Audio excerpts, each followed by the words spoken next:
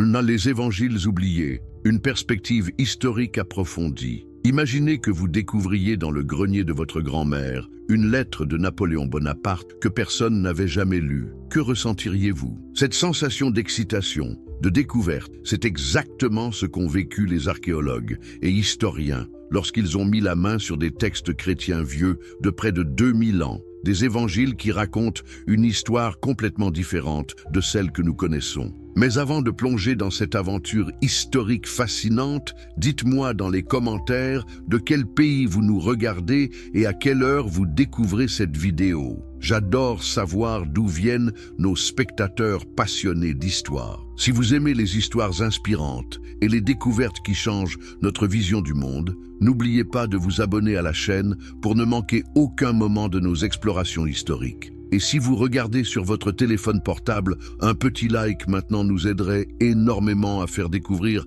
ces récits fascinants à encore plus de personnes. Aujourd'hui, nous allons explorer ensemble les évangiles apocryphes, ces textes anciens qui ont été écartés de la Bible officielle et qui révèlent une réalité troublante. Le christianisme primitif était bien plus complexe et diversifié que ce que l'histoire officielle nous enseigne. Mais qui étaient vraiment ces premiers chrétiens? Comment ont-ils vécu? Quelles étaient leurs croyances véritables? Et surtout, pourquoi certains de leurs textes sacrés ont-ils été délibérément effacés de l'histoire? Qu'est-ce que les évangiles apocryphes? Définition et contexte historique. Avez-vous déjà pensé à la manière dont la Bible que nous connaissons aujourd'hui a été constituée? Croyez-vous vraiment qu'elle est tombée du ciel, complète et parfaite? La réalité historique est bien plus troublante et fascinante. Le mot « apocryphe » vient du grec « apokryphos » qui signifie « caché » ou « secret ». Ces textes ne sont pas des inventions modernes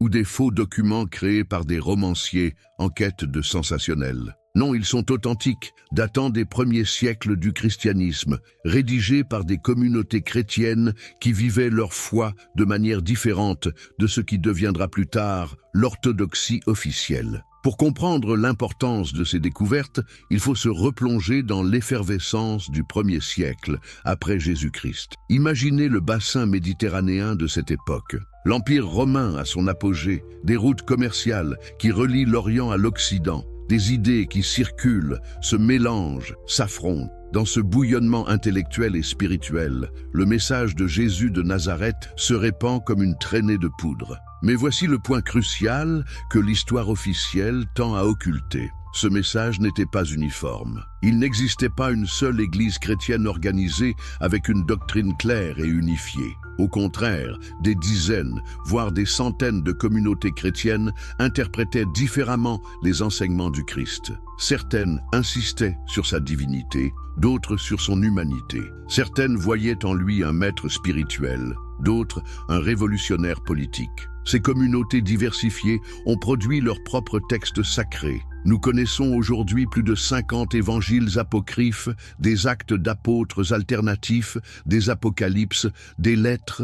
Ces documents n'étaient pas considérés comme faux par leurs auteurs et leurs communautés. Ils étaient leurs écritures saintes, leurs guides spirituels, leurs sources de vérité divine. Pensez-vous que ces premiers chrétiens, qui souvent moururent martyrs pour leur foi, auraient basé leur vie et leur mort sur des textes qu'ils savaient être frauduleux? Bien sûr que non. Pour eux, ces évangiles apocryphes étaient aussi authentiques et inspirés que ceux qui figureront plus tard dans le Nouveau Testament. Ils basurent le processus d'exclusion. Alors, comment ces textes, vénérés par des milliers de chrétiens, ont-ils fini par être écartés de l'histoire? La réponse nous mène au cœur des luttes de pouvoir qui ont façonné le christianisme tel que nous le connaissons. Le processus d'exclusion ne s'est pas fait du jour au lendemain. Il a fallu près de 3 siècles pour que ce que nous appelons aujourd'hui le canon biblique soit établi. Et ce processus n'avait rien de spirituel ou de divin. Il était profondément politique, économique et social. Au IIe siècle,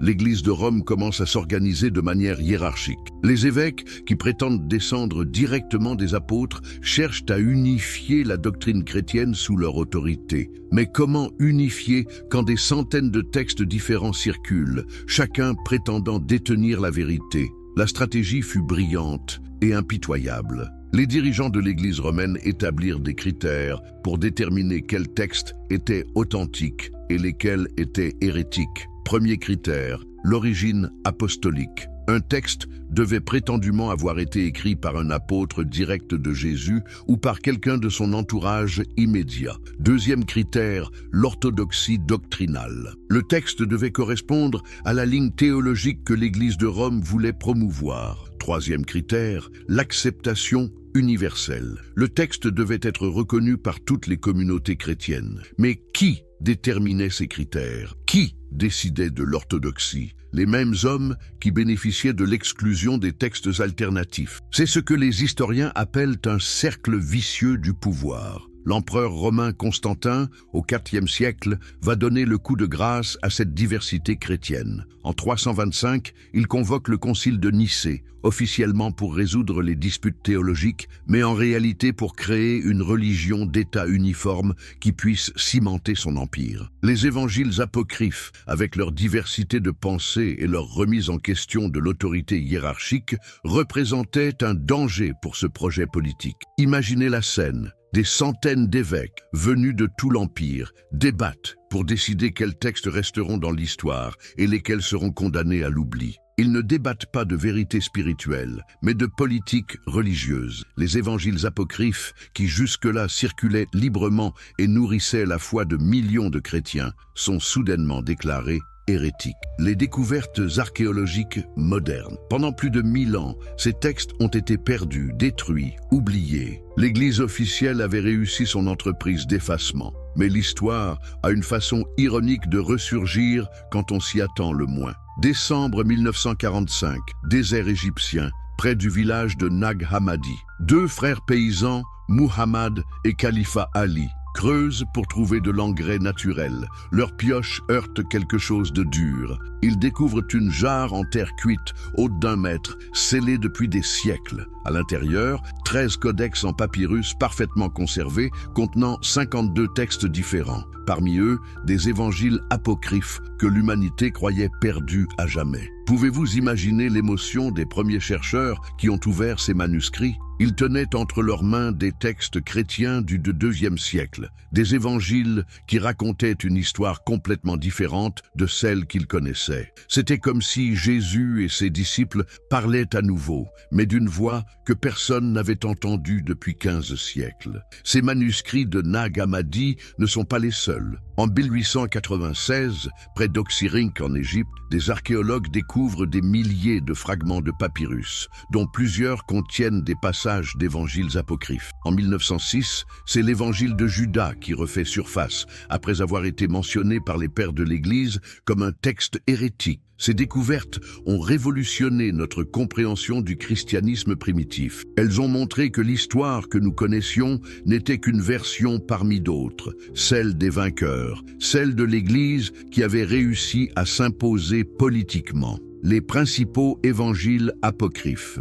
L'évangile de Thomas. Parmi tous les évangiles apocryphes découverts, celui de Thomas est probablement le plus révolutionnaire et le plus troublant pour l'orthodoxie chrétienne. Pourquoi? Parce qu'il présente un Jésus radicalement différent de celui que nous connaissons. L'évangile de Thomas ne raconte pas la vie de Jésus comme les évangiles canoniques. Il ne mentionne ni sa naissance miraculeuse, ni ses miracles spectaculaires, ni sa crucifixion, ni sa résurrection. Il s'agit d'un recueil de 114 logia, c'est-à-dire des paroles, des enseignements secrets que Jésus aurait confiés à Thomas, surnommé Didyme, le jumeau. Mais pourquoi Thomas était-il appelé le jumeau? Selon cet évangile, c'était parce qu'il ressemblait spirituellement à Jésus, qu'il était son double mystique. Cette idée même remet en question l'unicité divine du Christ, telle que l'enseigne l'orthodoxie. Écoutez ces paroles attribuées à Jésus dans l'évangile de Thomas. « Celui qui boira à ma bouche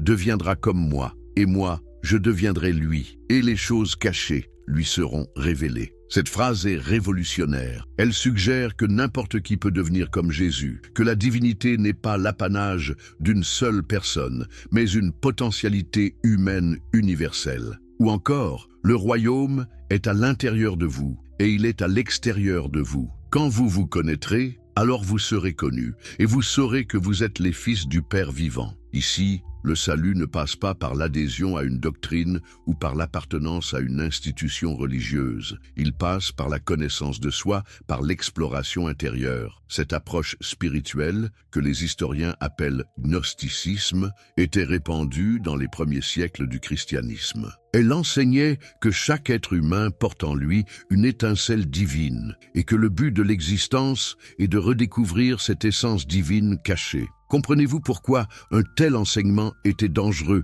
pour l'Église institutionnelle? Si chacun peut accéder directement au divin, à quoi servent les prêtres, les évêques, les sacrements? Si le royaume de Dieu est à l'intérieur de chaque personne, pourquoi aurait-on besoin d'une médiation ecclésiastique? L'évangile de Thomas a probablement été rédigé en Syrie, au milieu du IIe siècle, par une communauté chrétienne qui se réclamait de l'apôtre Thomas. Cette communauté avait développé une spiritualité contemplative, basée sur la méditation des paroles secrètes de Jésus. Pour eux, le Christ n'était pas seulement un sauveur historique, mais un maître spirituel dont les enseignements pouvaient transformer radicalement la conscience humaine. L'évangile de Marie-Madeleine. Si l'évangile de Thomas remet en question l'unicité divine du Christ, l'évangile de Marie-Madeleine bouleverse un autre pilier de l'orthodoxie chrétienne, la hiérarchie masculine de l'Église. Découvert en 1896 dans un codex copte, mais dont l'existence était connue grâce aux écrits des pères de l'Église qui le condamnaient, cet évangile présente Marie-Madeleine comme la disciple privilégiée de Jésus, celle qui a reçu des révélations particulières après sa mort. Le texte commence par une scène troublante. Les disciples sont désemparés après la crucifixion de Jésus. Pierre dit « Sœur, nous savons que le Sauveur t'aimait plus que toutes les autres femmes. Dis-nous les paroles du Sauveur dont tu te souviens, que tu connais et que nous ne connaissons pas, que nous n'avons pas entendues. » Cette simple phrase révèle une réalité historique que l'Église officielle a longtemps occultée. Marie-Madeleine occupait une position centrale dans le groupe des disciples. Elle n'était pas seulement une suivante parmi d'autres, mais une leader spirituelle respectée. Marie accepte de transmettre les enseignements secrets qu'elle a reçus de Jésus dans une vision. Elle explique comment l'âme s'élève vers le divin en traversant différents niveaux de conscience, comment elle échappe aux puissances qui veulent la retenir dans le monde matériel. C'est un enseignement mystique sophistiqué qui révèle une théologie alternative du salut.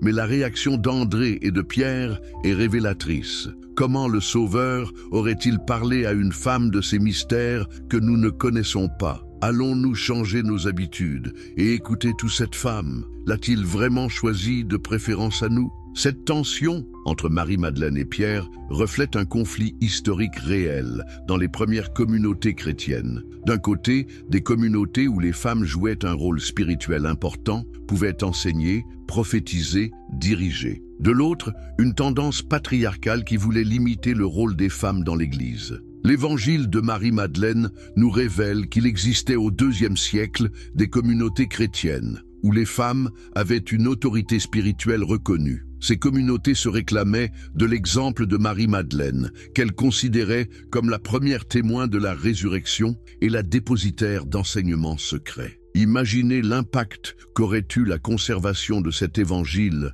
dans le canon officiel. L'histoire du christianisme aurait-elle été différente? Les femmes auraient-elles pu accéder au sacerdoce? L'Église aurait-elle développé une théologie moins misogyne? Badud, l'évangile de Judas. De tous les évangiles apocryphes, celui de Judas est peut-être le plus troublant pour la conscience chrétienne traditionnelle. Découvert dans les années 1970 et authentifié en 2006, ce texte présente Judas Iscariote, le traître par excellence, comme le disciple le plus fidèle de Jésus. Selon cet évangile, Judas n'a pas trahi Jésus par cupidité ou par méchanceté. Au contraire, il a accompli la mission la plus difficile et la plus douloureuse que le Christ pouvait lui confier, permettre sa mort pour accomplir son œuvre de salut. Le texte s'ouvre sur une scène étonnante. Jésus rit en voyant ses disciples célébrer l'Eucharistie. Quand il lui demande pourquoi il rit, il répond « Je ne ris pas de vous, mais de votre ignorance ».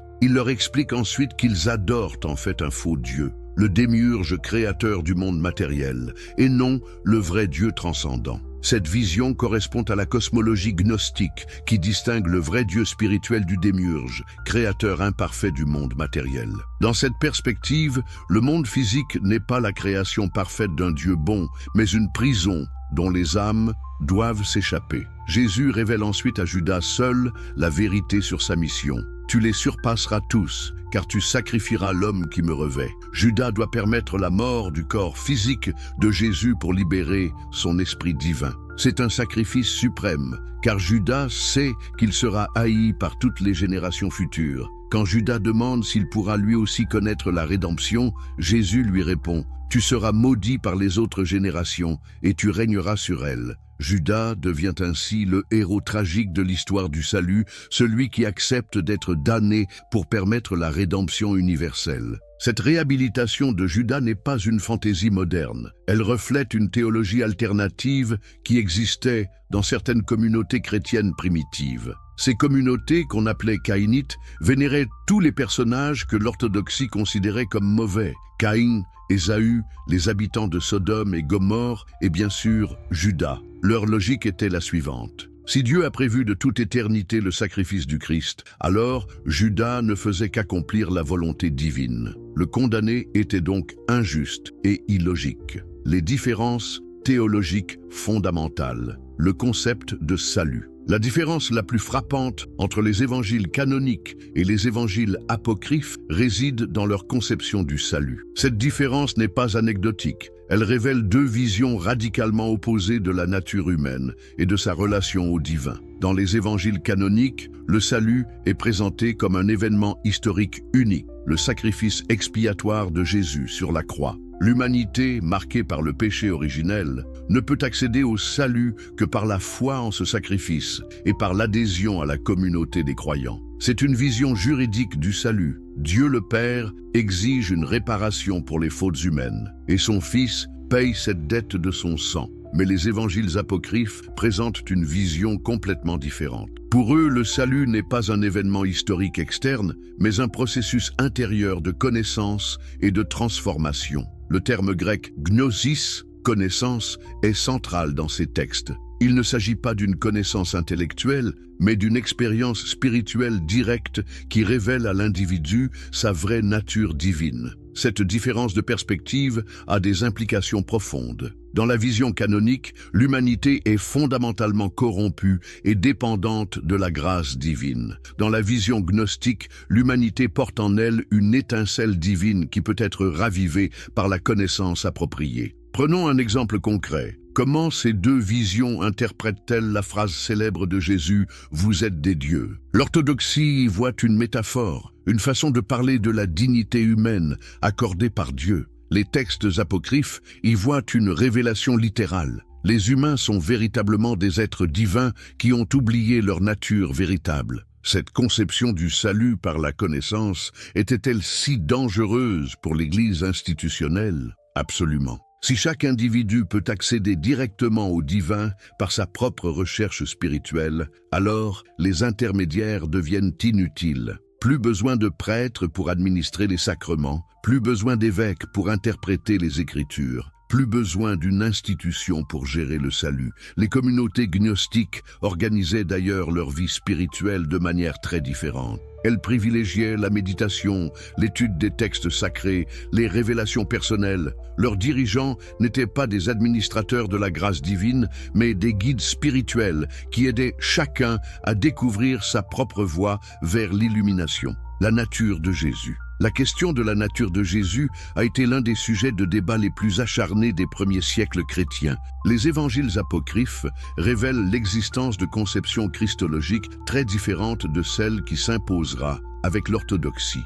L'orthodoxie, telle qu'elle fut définie au concile de Chalcédoine en 451, enseigne que Jésus est vrai Dieu et vrai homme, possédant deux natures distinctes mais unies dans une seule personne. Cette formulation, qui peut sembler abstraite, était en réalité le résultat de siècles de débats théologiques intenses. Mais les évangiles apocryphes témoignent d'autres conceptions christologiques qui étaient répandues dans les communautés chrétiennes primitives. Certains textes présentent un Jésus purement divin qui n'aurait pris qu'une apparence humaine. C'est ce qu'on appelle le docétisme, du grec doken. paraître. Selon cette vision, Jésus n'a pas vraiment souffert sur la croix, puisqu'il n'avait pas de vrais corps humains. Cette conception peut sembler étrange, mais elle résolvait un problème théologique majeur. Comment Dieu, être parfait et impassible, pourrait-il souffrir et mourir? Les Docètes répondaient que Dieu ne peut pas souffrir, donc Jésus n'a fait que sembler souffrir. D'autres textes apocryphes présentent une vision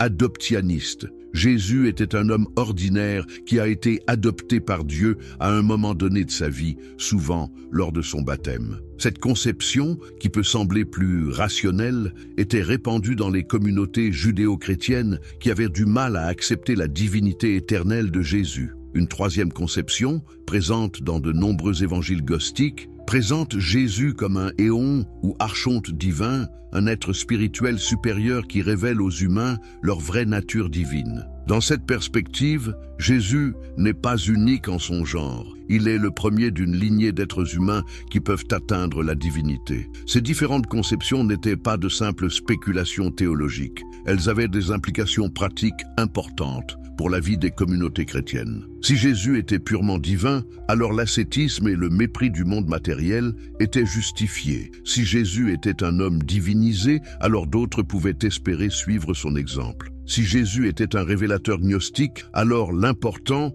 était de comprendre et d'intérioriser ses enseignements secrets. Bulle, la structure ecclésiastique. L'une des conséquences les plus importantes de ces différences théologiques concernait l'organisation des communautés chrétiennes. Les évangiles apocryphes témoignent de structures ecclésiastiques alternatives qui remettaient en question l'autorité hiérarchique qui s'imposait dans l'Église de Rome. Dans les communautés qui se réclamaient des évangiles apocryphes, l'autorité n'était pas basée sur la succession apostolique ou sur l'ordination, mais sur la révélation personnelle et la sagesse spirituelle. N'importe qui pouvait recevoir une vision, prophétiser, enseigner, à condition de démontrer sa compréhension des mystères divins. Cette approche charismatique de l'autorité religieuse était particulièrement favorable aux femmes. Les évangiles apocryphes témoignent de nombreuses femmes qui occupaient des positions de leadership spirituel. Marie-Madeleine, Salomé, Marthe, Marie de Béthanie. Ces femmes n'étaient pas seulement des disciples, mais des enseignantes, des prophétesses, des leaders de communautés. L'évangile de Marie-Madeleine révèle que cette participation féminine au leadership spirituel n'était pas exceptionnelle, mais normale dans certaines communautés. Le conflit entre Marie-Madeleine et Pierre, que raconte ce texte, reflète une tension historique réelle entre deux conceptions de l'autorité religieuse. Les communautés gnostiques pratiquaient souvent l'égalité des sexes dans leurs rituels. Les femmes pouvaient baptiser, célébrer l'Eucharistie, prêcher. Cette pratique scandalisait les pères de l'Église orthodoxe, qui y voyaient un désordre contraire à l'ordre divin. Ces communautés alternatives développaient aussi des pratiques spirituelles différentes. Au lieu de la messe codifiée, elles pratiquaient des rituels d'illumination, des méditations sur les textes secrets, des cérémonies d'initiation progressive. Leur objectif n'était pas d'administrer des sacrements, mais d'accompagner chaque individu dans sa quête spirituelle personnelle. Cette diversité organisationnelle était-elle viable à long terme? C'est une question que les historiens débattent encore. Les communautés gnostiques, avec leur structure décentralisée et leur approche individualiste, étaient peut-être moins aptes à survivre aux persécutions et à s'adapter aux changements sociaux. L'Église hiérarchique, avec sa structure centralisée et sa discipline stricte, était sans doute plus résistante aux crises. Mais on peut aussi se demander ce que l'humanité a perdu avec la disparition de ces communautés alternatives. Leur approche égalitaire, leur spiritualité contemplative, leur respect de la diversité théologique auraient-ils pu enrichir l'héritage chrétien?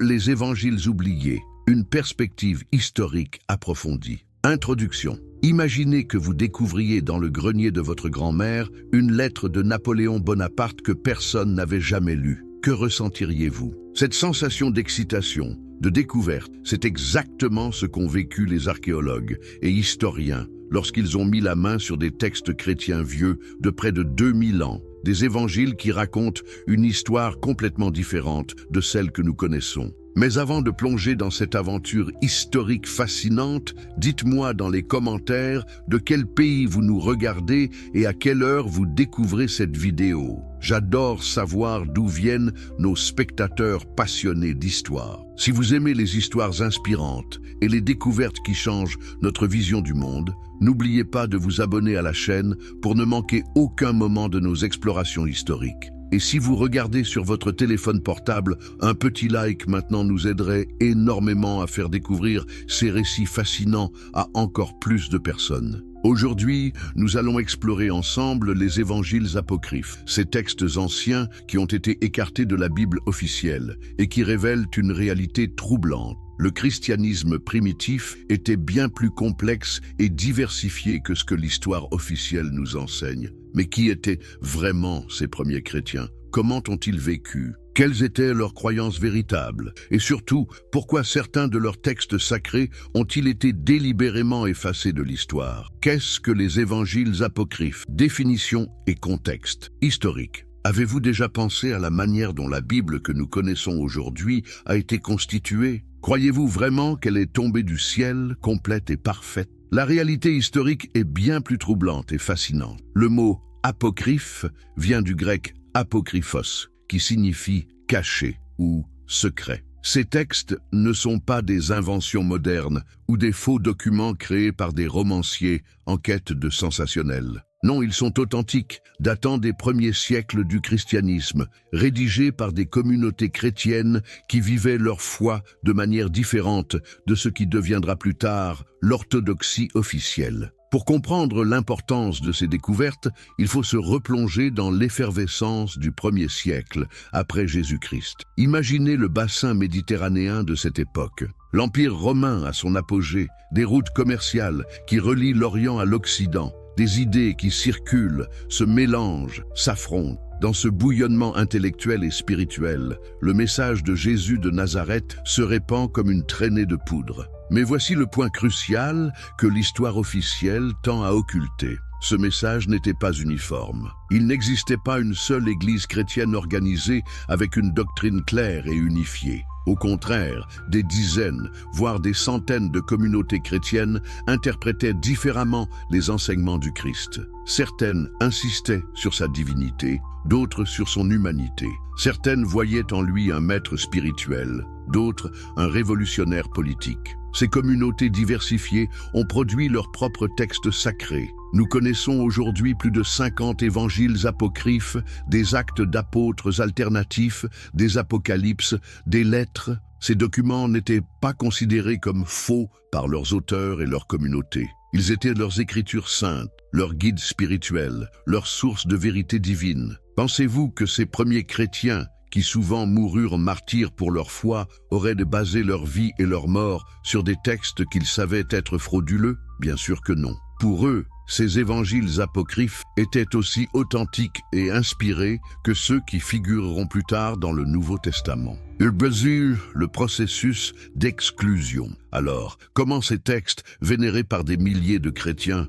ont-ils fini par être écartés de l'histoire? La réponse nous mène au cœur des luttes de pouvoir qui ont façonné le christianisme tel que nous le connaissons. Le processus d'exclusion ne s'est pas fait du jour au lendemain. Il a fallu près de 3 siècles pour que ce que nous appelons aujourd'hui le canon biblique soit établi. Et ce processus n'avait rien de spirituel ou de divin. Il était profondément politique, économique et social. Au IIe siècle, l'Église de Rome commence à s'organiser de manière hiérarchique. Les évêques, qui prétendent descendre directement des apôtres, cherchent à unifier la doctrine chrétienne sous leur autorité. Mais comment unifier quand des centaines de textes différents circulent, chacun prétendant détenir la vérité? La stratégie fut brillante et impitoyable. Les dirigeants de l'Église romaine établirent des critères pour déterminer quels textes étaient authentiques et lesquels étaient hérétiques. Premier critère, l'origine apostolique. Un texte devait prétendument avoir été écrit par un apôtre direct de Jésus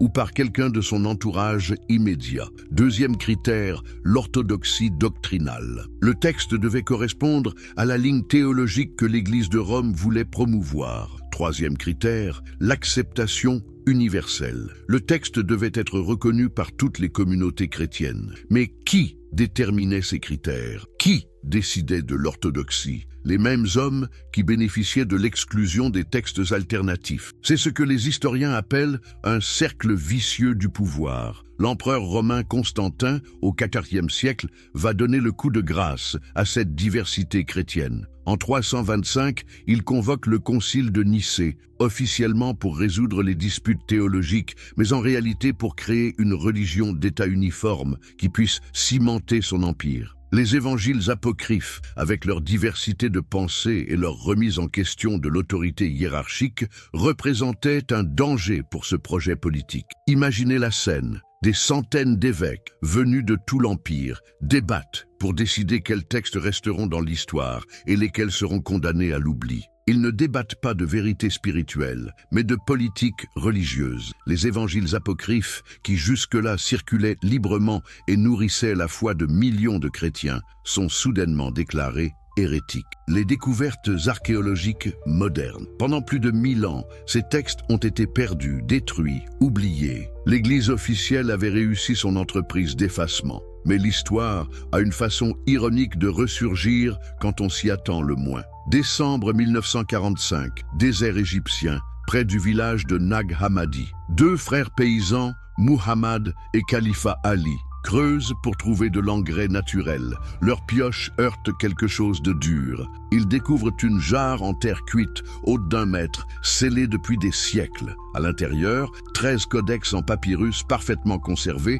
contenant 52 textes différents. Parmi eux, des évangiles apocryphes que l'humanité croyait perdus à jamais. Pouvez-vous imaginer l'émotion des premiers chercheurs qui ont ouvert ces manuscrits? Ils tenaient entre leurs mains des textes chrétiens du IIe siècle, des évangiles qui racontaient une histoire complètement différente de celle qu'ils connaissaient. C'était comme si Jésus et ses disciples parlaient à nouveau, mais d'une voix que personne n'avait entendue depuis 15 siècles. Ces manuscrits de Nag Hammadi ne sont pas les seuls. En 1896, près d'Oxyrhynch en Égypte, des archéologues découvrent des milliers de fragments de papyrus, dont plusieurs contiennent des passages d'évangiles apocryphes. En 1906, c'est l'évangile de Judas qui refait surface, après avoir été mentionné par les pères de l'Église comme un texte hérétique. Ces découvertes ont révolutionné notre compréhension du christianisme primitif. Elles ont montré que l'histoire que nous connaissions n'était qu'une version parmi d'autres,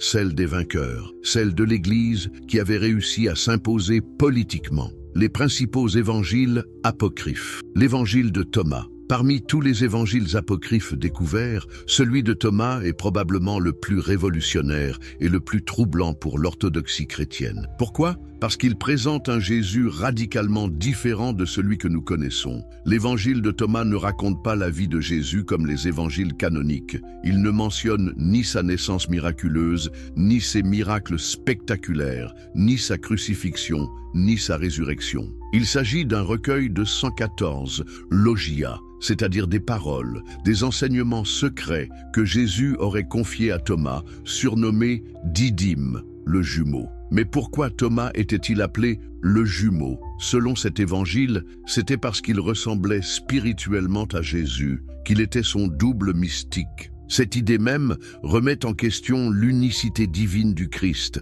telle que l'enseigne l'orthodoxie. Écoutez ces paroles attribuées à Jésus dans l'évangile de Thomas. « Celui qui boira à ma bouche deviendra comme moi, et moi, je deviendrai lui, et les choses cachées lui seront révélées. » Cette phrase est révolutionnaire. Elle suggère que n'importe qui peut devenir comme Jésus, que la divinité n'est pas l'apanage d'une seule personne, mais une potentialité humaine universelle. Ou encore, le royaume est à l'intérieur de vous et il est à l'extérieur de vous. Quand vous vous connaîtrez, alors vous serez connus et vous saurez que vous êtes les fils du Père vivant. Ici, le salut ne passe pas par l'adhésion à une doctrine ou par l'appartenance à une institution religieuse. Il passe par la connaissance de soi, par l'exploration intérieure. Cette approche spirituelle, que les historiens appellent gnosticisme, était répandue dans les premiers siècles du christianisme. Elle enseignait que chaque être humain porte en lui une étincelle divine et que le but de l'existence est de redécouvrir cette essence divine cachée. Comprenez-vous pourquoi un tel enseignement était dangereux pour l'Église institutionnelle? Si chacun peut accéder directement au divin, à quoi servent les prêtres, les évêques, les sacrements? Si le royaume de Dieu est à l'intérieur de chaque personne, pourquoi aurait-on besoin d'une médiation ecclésiastique? L'évangile de Thomas a probablement été rédigé en Syrie, au milieu du IIe siècle, par une communauté chrétienne qui se réclamait de l'apôtre Thomas. Cette communauté avait développé une spiritualité contemplative, basée sur la méditation des paroles secrètes de Jésus. Pour eux, le Christ n'était pas seulement un sauveur historique, mais un maître spirituel dont les enseignements pouvaient transformer radicalement la conscience humaine. L'évangile de Marie-Madeleine. Si l'évangile de Thomas remet en question l'unicité divine du Christ, l'évangile de Marie-Madeleine bouleverse un autre pilier de l'orthodoxie chrétienne, la hiérarchie masculine de l'Église. Découvert en 1896 dans un codex copte, mais dont l'existence était connue grâce aux écrits des pères de l'Église qui le condamnaient, cet évangile présente Marie-Madeleine comme la disciple privilégiée de Jésus, celle qui a reçu des révélations particulières après sa mort. Le texte commence par une scène troublante. Les disciples sont désemparés après la crucifixion de Jésus. Pierre dit: « Sœur, nous savons que le Sauveur t'aimait plus que toutes les autres femmes. Dis-nous les paroles du Sauveur dont tu te souviens, que tu connais et que nous ne connaissons pas, que nous n'avons pas entendues. » Cette simple phrase révèle une réalité historique que l'Église officielle a longtemps occultée. Marie-Madeleine occupait une position centrale dans le groupe des disciples. Elle n'était pas seulement une suivante parmi d'autres, mais une leader spirituelle respectée. Marie accepte de transmettre les enseignements secrets qu'elle a reçus de Jésus dans une vision. Elle explique comment l'âme s'élève vers le divin en traversant différents niveaux de conscience, comment elle échappe aux puissances qui veulent la retenir dans le monde matériel. C'est un enseignement mystique sophistiqué qui révèle une théologie alternative du salut. Mais la réaction d'André et de Pierre est révélatrice. Comment le Sauveur aurait-il parlé à une femme de ces mystères que nous ne connaissons pas? Allons-nous changer nos habitudes et écouter toute cette femme? L'a-t-il vraiment choisi de préférence à nous? Cette tension entre Marie-Madeleine et Pierre reflète un conflit historique réel dans les premières communautés chrétiennes. D'un côté, des communautés où les femmes jouaient un rôle spirituel important, pouvaient enseigner, prophétiser, diriger. De l'autre, une tendance patriarcale qui voulait limiter le rôle des femmes dans l'Église. L'évangile de Marie-Madeleine nous révèle qu'il existait au IIe siècle des communautés chrétiennes où les femmes avaient une autorité spirituelle reconnue. Ces communautés se réclamaient de l'exemple de Marie-Madeleine, qu'elles considéraient comme la première témoin de la résurrection et la dépositaire d'enseignements secrets. Imaginez l'impact qu'aurait eu la conservation de cet évangile dans le canon officiel. L'histoire du christianisme aurait-elle été différente? Les femmes auraient-elles pu accéder au sacerdoce? L'Église aurait-elle développé une théologie moins misogyne? Badud, l'évangile de Judas. De tous les évangiles apocryphes, celui de Judas est peut-être le plus troublant pour la conscience chrétienne traditionnelle. Découvert dans les années 1970 et authentifié en 2006, ce texte présente Judas Iscariote, le traître par excellence, comme le disciple le plus fidèle de Jésus. Selon cet évangile, Judas n'a pas trahi Jésus par cupidité ou par méchanceté. Au contraire, il a accompli la mission la plus difficile et la plus douloureuse que le Christ pouvait lui confier, permettre sa mort pour accomplir son œuvre de salut. Le texte s'ouvre sur une scène étonnante. Jésus rit en voyant ses disciples célébrer l'Eucharistie. Quand il lui demande pourquoi il rit, il répond « Je ne ris pas de vous, mais de votre ignorance ». Il leur explique ensuite qu'ils adorent en fait un faux Dieu, le démiurge créateur du monde matériel, et non le vrai Dieu transcendant. Cette vision correspond à la cosmologie gnostique qui distingue le vrai Dieu spirituel du démiurge, créateur imparfait du monde matériel. Dans cette perspective, le monde physique n'est pas la création parfaite d'un Dieu bon, mais une prison dont les âmes doivent s'échapper. Jésus révèle ensuite à Judas seul la vérité sur sa mission. Tu les surpasseras tous, car tu sacrifieras l'homme qui me revêt. Judas doit permettre la mort du corps physique de Jésus pour libérer son esprit divin. C'est un sacrifice suprême, car Judas sait qu'il sera haï par toutes les générations futures. Quand Judas demande s'il pourra lui aussi connaître la rédemption, Jésus lui répond « Tu seras maudit par les autres générations et tu régneras sur elles ». Judas devient ainsi le héros tragique de l'histoire du salut, celui qui accepte d'être damné pour permettre la rédemption universelle. Cette réhabilitation de Judas n'est pas une fantaisie moderne. Elle reflète une théologie alternative qui existait dans certaines communautés chrétiennes primitives. Ces communautés, qu'on appelait caïnites, vénéraient tous les personnages que l'orthodoxie considérait comme mauvais. Caïn, Ésaü, les habitants de Sodome et Gomorrhe, et bien sûr Judas. Leur logique était la suivante. Si Dieu a prévu de toute éternité le sacrifice du Christ, alors Judas ne faisait qu'accomplir la volonté divine. Le condamné était donc injuste et illogique. Les différences théologiques fondamentales. Le concept de salut. La différence la plus frappante entre les évangiles canoniques et les évangiles apocryphes réside dans leur conception du salut. Cette différence n'est pas anecdotique. Elle révèle deux visions radicalement opposées de la nature humaine et de sa relation au divin. Dans les évangiles canoniques, le salut est présenté comme un événement historique unique, le sacrifice expiatoire de Jésus sur la croix. L'humanité, marquée par le péché originel, ne peut accéder au salut que par la foi en ce sacrifice et par l'adhésion à la communauté des croyants. C'est une vision juridique du salut. Dieu le Père exige une réparation pour les fautes humaines, et son Fils paye cette dette de son sang. Mais les évangiles apocryphes présentent une vision complètement différente. Pour eux, le salut n'est pas un événement historique externe, mais un processus intérieur de connaissance et de transformation. Le terme grec « gnosis », connaissance, est central dans ces textes. Il ne s'agit pas d'une connaissance intellectuelle, mais d'une expérience spirituelle directe qui révèle à l'individu sa vraie nature divine. Cette différence de perspective a des implications profondes. Dans la vision canonique, l'humanité est fondamentalement corrompue et dépendante de la grâce divine. Dans la vision gnostique, l'humanité porte en elle une étincelle divine qui peut être ravivée par la connaissance appropriée. Prenons un exemple concret. Comment ces deux visions interprètent-elles la phrase célèbre de Jésus « Vous êtes des dieux ». L'orthodoxie y voit une métaphore, une façon de parler de la dignité humaine accordée par Dieu. Les textes apocryphes y voient une révélation littérale. Les humains sont véritablement des êtres divins qui ont oublié leur nature véritable. Cette conception du salut par la connaissance était-elle si dangereuse pour l'Église institutionnelle? Absolument. Si chaque individu peut accéder directement au divin par sa propre recherche spirituelle, alors les intermédiaires deviennent inutiles. Plus besoin de prêtres pour administrer les sacrements, plus besoin d'évêques pour interpréter les Écritures, plus besoin d'une institution pour gérer le salut.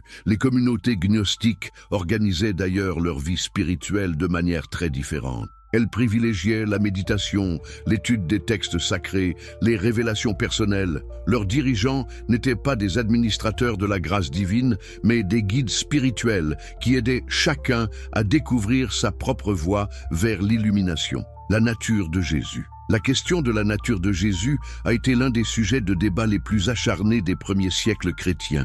Les évangiles apocryphes révèlent l'existence de conceptions christologiques très différentes de celles qui s'imposera avec l'orthodoxie. L'orthodoxie, telle qu'elle fut définie au Concile de Chalcédoine en 451, enseigne que Jésus est vrai Dieu et vrai homme, possédant deux natures distinctes mais unies dans une seule personne. Cette formulation, qui peut sembler abstraite, était en réalité le résultat de siècles de débats théologiques intenses. Mais les évangiles apocryphes témoignent d'autres conceptions christologiques qui étaient répandues dans les communautés chrétiennes primitives. Certains textes présentent un Jésus purement divin qui n'aurait pris qu'une apparence humaine. C'est ce qu'on appelle le docétisme, du grec doken, paraître. Selon cette vision, Jésus n'a pas vraiment souffert sur la croix, puisqu'il n'avait pas de vrai corps humain. Cette conception peut sembler étrange, mais elle résolvait un problème théologique majeur. Comment Dieu, être parfait et impassible,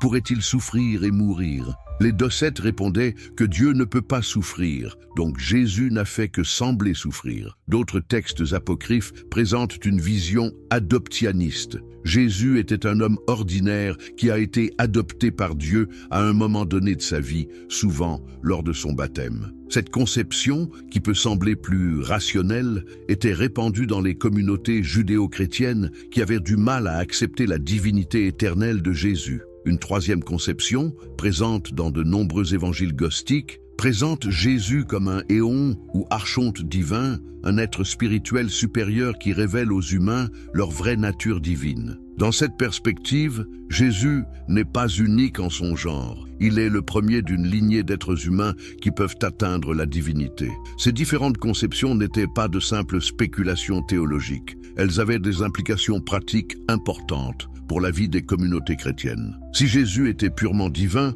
alors l'ascétisme et le mépris du monde matériel étaient justifiés. Si Jésus était un homme divinisé, alors d'autres pouvaient espérer suivre son exemple. Si Jésus était un révélateur gnostique, alors l'important était de comprendre et d'intérioriser ses enseignements secrets. Bulle. La structure ecclésiastique. L'une des conséquences les plus importantes de ces différences théologiques concernait l'organisation des communautés chrétiennes. Les évangiles apocryphes témoignent de structures ecclésiastiques alternatives qui remettaient en question l'autorité hiérarchique qui s'imposait dans l'Église de Rome. Dans les communautés qui se réclamaient des évangiles apocryphes, l'autorité n'était pas basée sur la succession apostolique ou sur l'ordination, mais sur la révélation personnelle et la sagesse spirituelle. N'importe qui pouvait recevoir une vision, prophétiser, enseigner, à condition de démontrer sa compréhension des mystères divins. Cette approche charismatique de l'autorité religieuse était particulièrement favorable aux femmes.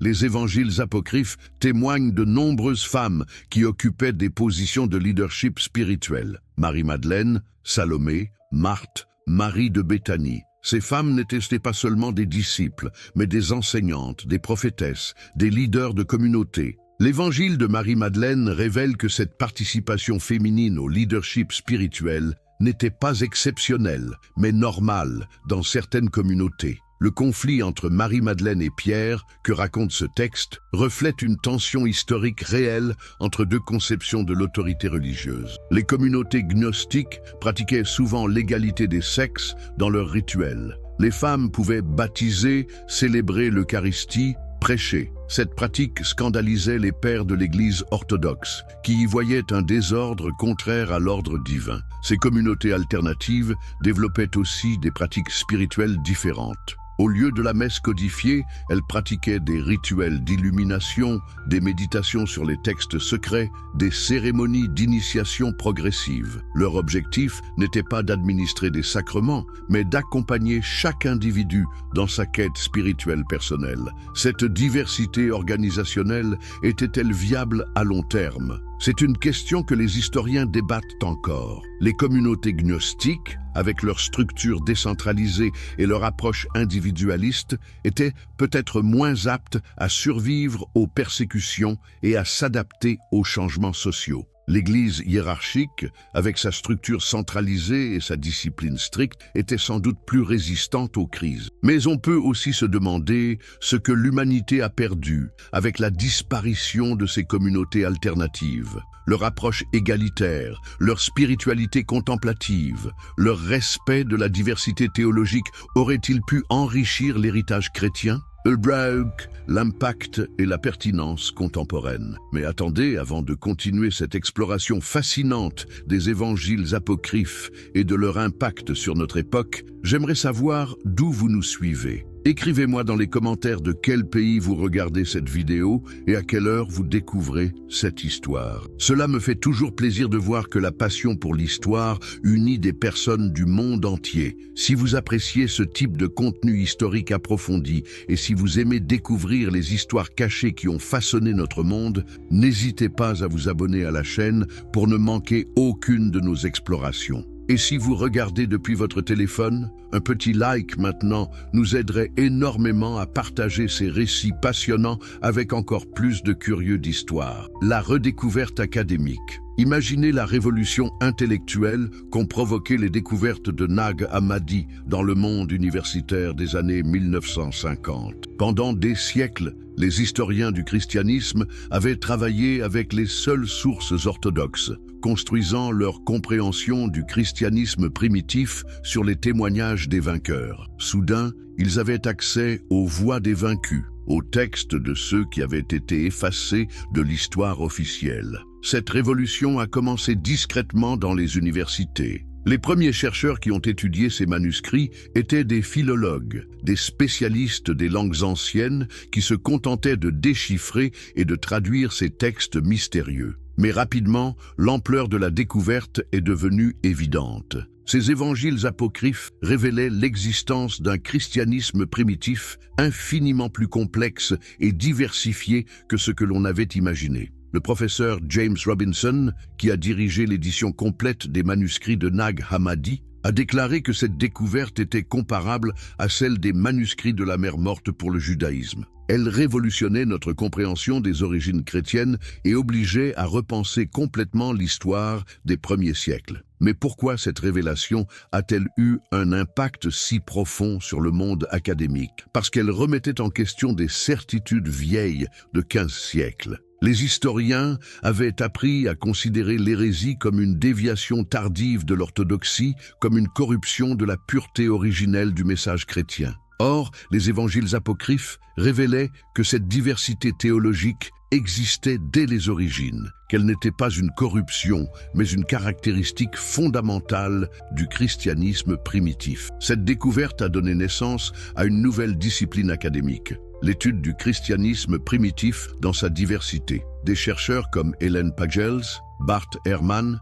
Karen King ont consacré leur carrière à explorer ces textes alternatifs et à reconstituer l'histoire des communautés chrétiennes oubliées. Leurs travaux ont révélé que le processus de canonisation biblique n'était pas un processus spirituel guidé par la providence divine, mais un processus historique, politique et social. Les textes qui sont entrés dans le canon ne l'ont pas fait parce qu'ils étaient plus authentiques ou plus inspirés, mais parce qu'ils correspondaient à la théologie des communautés qui ont réussi à s'imposer politiquement. Cette approche scientifique de l'histoire religieuse a profondément transformé les études théologiques. Dans les universités, on enseigne maintenant l'histoire du christianisme comme l'histoire de toute autre religion, avec ses développements, ses conflits, ses transformations. Les évangiles apocryphes sont étudiés non pas comme des curiosités hérétiques, mais comme des témoins authentiques de la diversité chrétienne primitive. Cette révolution académique a-t-elle été acceptée facilement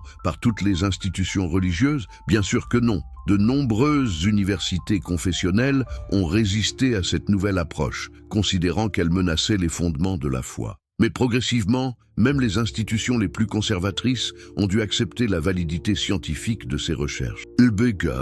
L'influence sur la culture populaire, mais l'impact des évangiles apocryphes ne s'est pas limité au monde académique. Ces textes ont aussi profondément influencé la culture populaire, créant un véritable phénomène de société qui continue aujourd'hui. Le tournant décisif a été la publication en 2003 du roman Da Vinci Code de Dan Brown. Ce thriller, qui mélange fiction et références historiques, a popularisé l'existence des évangiles apocryphes auprès du grand public. Soudain, des millions de lecteurs découvraient l'existence de l'évangile de Marie-Madeleine, apprenaient que Jésus avait peut-être eu une relation privilégiée avec Marie-Madeleine, s'interrogeait sur la version officielle de l'histoire chrétienne. Mais Dan Brown n'était pas le premier à exploiter cette veine. Déjà dans les années 1970, des auteurs comme Michael Bajan, Richard Lee et Henry Lincoln avaient popularisé l'idée que l'Église catholique cachait des secrets sur les origines du christianisme.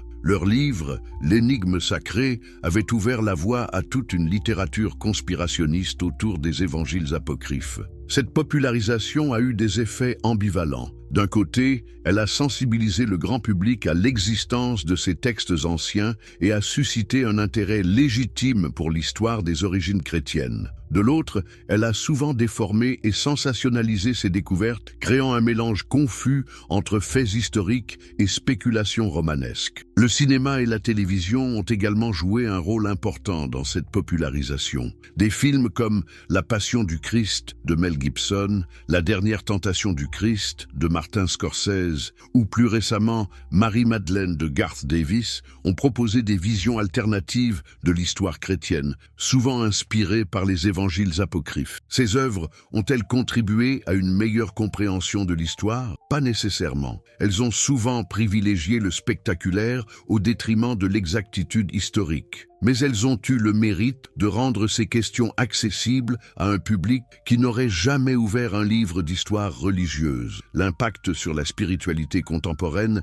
a été encore plus profond. Les évangiles apocryphes ont nourri le développement de nouvelles formes de spiritualité, souvent regroupées sous le terme de néo-gnosticisme. Ces mouvements qui mélangent christianisme alternatif, philosophie orientale et développement personnel puisent largement dans les textes apocryphes pour construire leurs enseignements. Des auteurs comme Deepak Chopra, Wayne Dyer ou Neil Donald Walsh ont popularisé une spiritualité gnostique moderne, basée sur l'idée que chaque individu porte en lui une essence divine qu'il peut découvrir par la méditation et la connaissance de soi. Cette approche, qui rappelle effectivement les enseignements de l'évangile de Thomas, a trouvé un public considérable dans les sociétés occidentales sécularisées. Les défis et controverses. Mais cette popularisation des évangiles apocryphes n'a pas été sans provoquer des réactions, des controverses et des malentendus qui perdurent aujourd'hui. Comment les institutions religieuses traditionnelles ont-elles réagi à cette redécouverte? Quels ont été les enjeux de ces débats? Et surtout, comment distinguer la recherche scientifique sérieuse de la spéculation sensationnaliste? La réaction de l'Église catholique a été particulièrement intéressante à observer. Officiellement, l'Église a maintenu sa position traditionnelle. Les évangiles apocryphes sont des textes tardifs, non authentiques, qui ne peuvent pas remettre en question la vérité révélée contenue dans le canon biblique. Le cardinal Joseph Ratzinger, futur pape Benoît XVI, a été l'un des critiques les plus virulents de l'interprétation révisionniste de l'histoire chrétienne. Mais en réalité, la position officielle de l'Église a évolué de manière plus subtile. Tout en maintenant son rejet théologique des évangiles apocryphes, l'Église a progressivement accepté leur valeur historique. Des exégètes catholiques comme Raymond Brown, Joseph Fitzmyer ou John Mayer ont intégré les découvertes de Nag Hammadi dans leurs travaux sur les origines chrétiennes. Cette évolution reflète un défi fondamental auquel font face toutes les religions institutionnelles dans le monde moderne. Comment concilier les exigences de la recherche scientifique avec les besoins de la foi? Comment maintenir l'autorité doctrinale tout en reconnaissant la complexité historique? L'Église orthodoxe et les églises protestantes ont réagi de manière similaire, chacune selon ses propres traditions théologiques. Certaines dénominations évangéliques ont adopté une position de rejet complet, considérant que toute remise en question du canon biblique était une attaque contre la foi chrétienne. D'autres ont développé une approche plus nuancée, distinguant entre l'autorité spirituelle de la Bible et son contexte historique. Mais les controverses les plus vives ont peut-être eu lieu dans le monde académique lui-même. La découverte des évangiles apocryphes a créé de profondes divisions entre les chercheurs, divisions qui persistent aujourd'hui. D'un côté, des historiens comme Bart Ehrman, Ellen Pagels ou Karen King ont développé ce qu'on appelle l'approche révisionniste. Selon cette école, les évangiles apocryphes révèlent que le christianisme primitif était beaucoup plus diversifié que ne le prétend l'histoire officielle. L'orthodoxie n'était qu'une option parmi d'autres, qui a réussi à s'imposer pour des raisons politiques et non spirituelles. De l'autre côté, des chercheurs comme Larry Hurtado, Richard Bauckham ou Simon Gathercole ont développé une approche plus conservatrice. Selon eux, l'orthodoxie chrétienne était déjà bien établie au IIe siècle, et les évangiles apocryphes représentent des développements tardifs et marginaux. sans impact réel sur l'histoire du christianisme. Cette controverse académique peut sembler technique, mais elle a des implications profondes. Elle touche à des questions fondamentales. Qu'est-ce qui constitue l'authenticité religieuse? Comment évaluer la valeur historique d'un texte ancien? Quelle est la relation entre la foi et l'histoire? Le problème s'est encore compliqué avec l'émergence d'une littérature pseudo-scientifique autour des évangiles apocryphes. Des auteurs comme Dan Brown, mais aussi des documentaristes comme Simcha Jacobovici ont mélangé recherche sérieuse et spéculation fantaisiste, créant une confusion considérable dans l'esprit du public. Cette confusion a eu des conséquences négatives pour la recherche académique. De nombreux chercheurs sérieux ont été amalgamés avec des théoriciens du complot, ce qui a nui à la crédibilité de leurs travaux. Inversement, le succès commercial de ces œuvres sensationnalistes a parfois éclipsé les travaux scientifiques rigoureux. Comment distinguer alors la recherche sérieuse de la spéculation? Les critères sont clairs. La recherche académique se base sur l'analyse philologique rigoureuse des textes, sur la contextualisation historique, sur la confrontation avec les sources contemporaines. Elle reconnaît ses limites et n'avance que des hypothèses vérifiables. La spéculation, au contraire, mélange faits et hypothèses, privilégie le sensationnel au détriment de la rigueur et présente des théories invérifiables comme des certitudes. Cette distinction est cruciale pour l'avenir de la recherche sur les évangiles apocryphes, car ces textes fascinants méritent mieux que d'être instrumentalisés par des théories conspirationnistes ou des mouvements spirituels New Age. Ils méritent d'être étudiés pour ce qu'ils sont, des témoins authentiques de la diversité et de la richesse du christianisme primitif.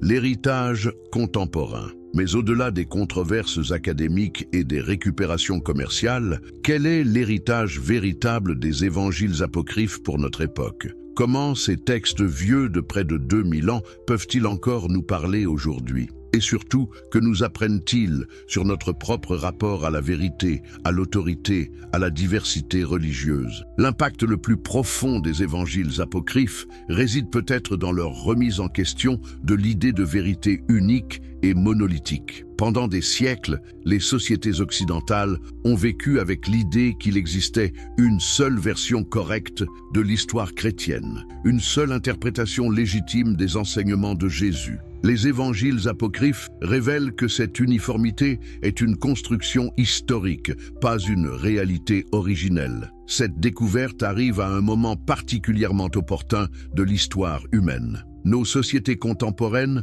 sont confrontées à une crise de l'autorité traditionnelle, à une remise en question des institutions, à une demande croissante de transparence et de pluralisme. Les évangiles apocryphes offrent un précédent historique fascinant. Ils montrent qu'il a existé des communautés humaines capables de vivre avec la diversité doctrinale, de respecter différentes interprétations de la vérité spirituelle. L'évangile de Thomas, avec son insistance sur la découverte intérieure du divin, résonne particulièrement avec la spiritualité contemporaine. À une époque où de nombreuses personnes se détournent des religions institutionnelles tout en conservant une quête spirituelle, cet évangile offre une alternative fascinante, une spiritualité sans dogme, basée sur l'expérience personnelle et la transformation intérieure. L'évangile de Marie-Madeleine, avec sa valorisation du leadership spirituel féminin, trouve également un écho puissant dans nos sociétés qui luttent pour l'égalité des sexes. Ce texte montre que l'exclusion des femmes de l'autorité religieuse n'était pas universelle dans le christianisme primitif, qu'il a existé des communautés où les femmes jouaient un rôle central dans la vie spirituelle. Même l'évangile de Judas, avec sa réhabilitation du traître, offre une perspective intéressante sur la complexité morale. À une époque où nos sociétés sont polarisées entre le bien et le mal, ce texte rappelle que la réalité humaine est souvent plus nuancée que ne le suggèrent les catégories morales simplistes. Mais l'héritage le plus important des évangiles apocryphes réside peut-être dans leur invitation à l'humilité intellectuelle. Ces textes nous rappellent que notre compréhension de l'histoire est toujours partielle, toujours susceptible d'être enrichie par de nouvelles découvertes. Ils nous invitent à rester ouverts à la complexité, à résister à la tentation de la simplification excessive. Cette leçon d'humilité est particulièrement importante dans notre époque d'information instantanée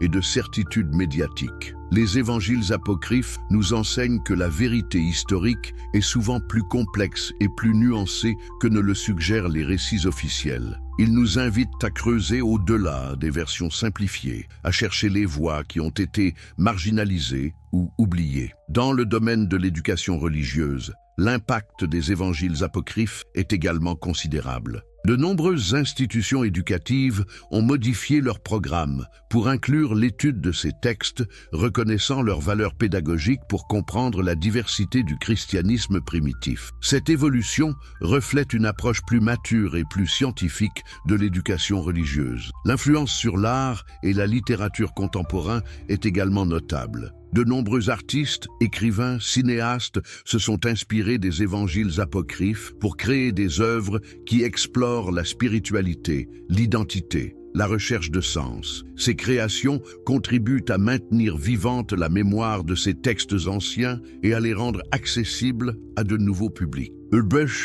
Conclusion finale. Nous voici arrivés au terme de cette exploration fascinante des évangiles apocryphes, ces textes oubliés qui ont ressurgi du sable égyptien pour bouleverser notre compréhension du christianisme primitif. Que pouvons-nous retenir de cette plongée dans l'histoire cachée des premiers siècles chrétiens, première révélation majeure? Le christianisme des origines n'était pas l'entité monolithique et uniforme que nous décrit l'histoire officielle. C'était un mouvement d'une diversité extraordinaire, avec des communautés qui développaient des théologies différentes, des pratiques spirituelles variées, des organisations sociales alternatives. Les évangiles apocryphes ne sont pas des aberrations ou des déviations tardives, mais des témoins authentiques de cette richesse originelle. Deuxième enseignement crucial. Le processus de canonisation biblique n'était pas un processus spirituel guidé par la providence divine, mais un processus historique, politique et social. Les textes qui sont entrés dans le canon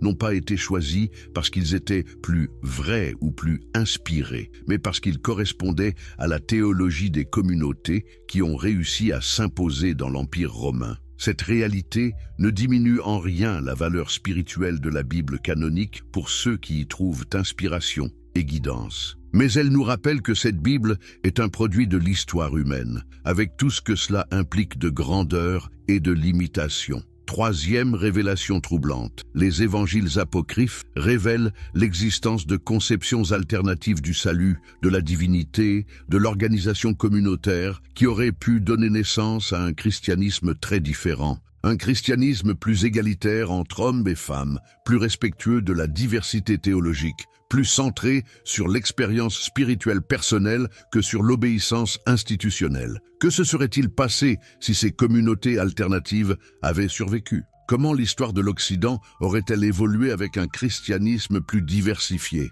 Ces questions restent sans réponse, mais elles nous invitent à réfléchir sur les chemins non pris de l'histoire humaine. Quatrième leçon essentielle. La redécouverte des évangiles apocryphes au XXe siècle n'est pas qu'un événement académique. Elle reflète une transformation profonde de notre rapport à l'autorité, à la vérité, à la diversité religieuse. Ces textes anciens parlent à notre époque parce qu'ils offrent des alternatives aux modèles institutionnels traditionnels. Mais attention aux récupérations simplistes. Les évangiles apocryphes ne sont ni des révélations qui détruisent la version officielle de l'Église, ni des textes ésotériques porteurs de secrets cachés. Ils sont des documents historiques qui témoignent de la complexité et de la richesse du christianisme primitif. Ils méritent d'être étudiés avec sérieux et rigueur, pas instrumentalisés par des théories conspirationnistes ou des mouvements spirituels New Age. Cinquième enseignement fondamental.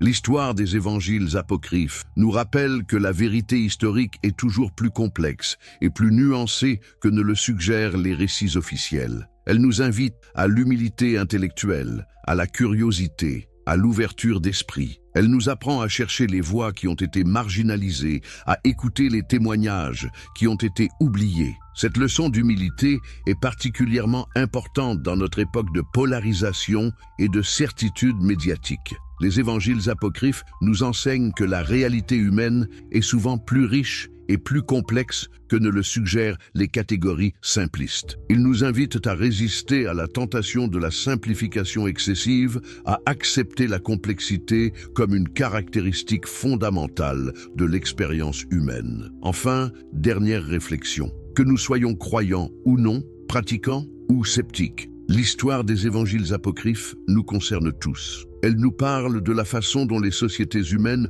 construisent leur récit fondateur, de la manière dont elles gèrent la diversité et le conflit, de la façon dont elles équilibrent autorité et liberté. Ces textes anciens nous rappellent que l'histoire n'est jamais définitivement écrite, que de nouvelles découvertes peuvent toujours enrichir notre compréhension du passé. Ils nous invitent à rester ouverts à la surprise, à la découverte, à la remise en question de nos certitudes. Dans notre monde contemporain, marqué par les tensions religieuses et les conflits identitaires, les évangiles apocryphes offrent un exemple fascinant de communautés humaines qui ont réussi à vivre avec la diversité doctrinale, à respecter différentes interprétations de la vérité spirituelle. Ils nous montrent que l'uniformité n'est pas une condition nécessaire de l'unité, que la richesse peut naître de la diversité. Peut-être est-ce là l'héritage le plus précieux de ces textes oubliés. Ils nous enseignent que la vérité humaine est multiple, que l'expérience spirituelle peut prendre des formes variées, que la tolérance et le respect mutuel sont possibles même dans les domaines les plus sacrés de l'existence. Alors, que retenir de cette exploration des évangiles apocryphes? Qu'ils ne détruisent pas la version officielle de l'Église, mais qu'ils l'enrichissent en révélant la complexité et la richesse du christianisme primitif. Qu'ils ne nous donnent pas accès à des secrets cachés, mais qu'ils nous invitent à une compréhension plus nuancée et plus humble de l'histoire religieuse. Ces textes anciens nous rappellent finalement que l'histoire humaine est faite de choix, de conflits, de compromis, que les récits que nous héritons du passé sont toujours le résultat de sélection, d'oubli, de construction, et que notre responsabilité, en tant qu'héritier de cette histoire, est de chercher à la comprendre dans toute sa complexité, avec toute sa richesse, malgré toutes ses contradictions. Les évangiles apocryphes nous invitent à cette démarche d'humilité et de curiosité. Ils nous rappellent que la vérité historique est toujours plus riche que nos certitudes, que l'expérience humaine est toujours plus diverse que nos catégories. Et peut-être est-ce là leur message le plus profond, une invitation à l'ouverture, à la tolérance, à la reconnaissance de la complexité irréductible de l'aventure humaine. Voilà donc l'héritage des évangiles apocryphes, non pas des révélations sensationnelles qui bouleversent nos croyances, mais des témoignages authentiques qui enrichissent notre compréhension du passé et nourrissent notre réflexion sur le présent. Des textes qui nous rappellent que l'histoire humaine est toujours plus fascinante que nous ne l'imaginons, toujours plus complexe que nous ne le supposons, toujours plus riche que nous ne le croyons. Et vous, qu'avez-vous retenu de cette exploration? Quelle découverte vous a le plus marqué? Quelles réflexions ces textes anciens inspirent-ils à votre époque? Partagez vos pensées dans les commentaires, car c'est dans ce dialogue entre passé et présent, entre histoire et réflexion contemporaine, que prend tout son sens notre exploration des évangiles apocryphes.